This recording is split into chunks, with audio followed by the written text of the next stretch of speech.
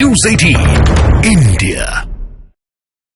इधर छत्तीसगढ़ के बीजापुर में सीआरपीएफ और नक्सलियों के बीच हुई मुठभेड़ में 3 जवान शहीद हो गए। वहां बीजापुर और सुकमा बॉर्डर के पास एक दिन पहले ही सीआरपीएफ और स्पेशल पुलिस फोर्स ने एक कैंप लगाया और एक दिन बाद ही नक्सलियों की वहां मौजूद जवानों की टुकड़ी से मुठभेड़ हो गई। बताया गया कि गश्त के दौरान जवानों की उस टुकड़ी पर अचानक फायरिंग हुई और इसका नतीजा ये रहा कि 3 जवान शहीद हो गए। बीजापुर और सुकमा के बॉर्डर के करीब मौजूद ये जंगल नक्सलियों के लिए सेफ जोन माना जाता है।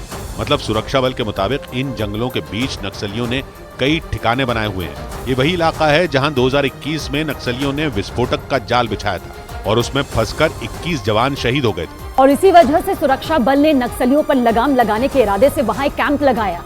लेकिन नक्सलियों ने उस कैंप में मौजूद जवानों पर घात लगाकर हमला कर दिया। सुरक्षा बल के अधिकारियों के मुताबिक उन नक्सलियों के पास कई ऑटोमेटिक हथियार भी थे और उन्होंने अचानक हमला कर दिया। इसी वजह से 3 जवान शहीद हो गए और कुल 14 जवान बुरी तरह घायल हो गए। उधर ब्रेकिंग न्यूज है, छत्तीसगढ़ से बीजापुर में नक्सलियों से हुई मुठभेड़ में 6 नक्सलियों को ढेर किए जाने की खबर है। शाम को शुरू हुई इस मुठभेड़ में सीआरपीएफ के 3 जवानों के शहीद होने की खबर आई थी, जबकि बड़ी संख्या में जवान जख्मी हो गए थे। बीजापुर पुलिस का दावा है कि मुठभेड़ में सुरक्षा बल को बड़ी कामयाबी मिली और 6 नक्सलियों को ढेर कर दिया गया। अमित पांडे हमारे साथ जुड़ रहे हैं। तो अमित, जो ये 3 जवान शहीद हुए थे उसके साथ 6 नक्सली भी ढेर कर दिए गए हैं इसी मुठभेड़ में। मुठभेड़ अभी जारी है क्या?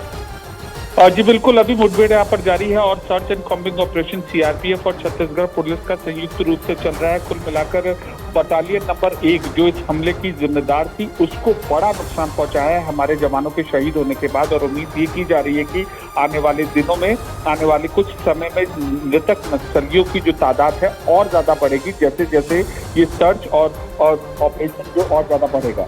शुक्रिया अमित आपका।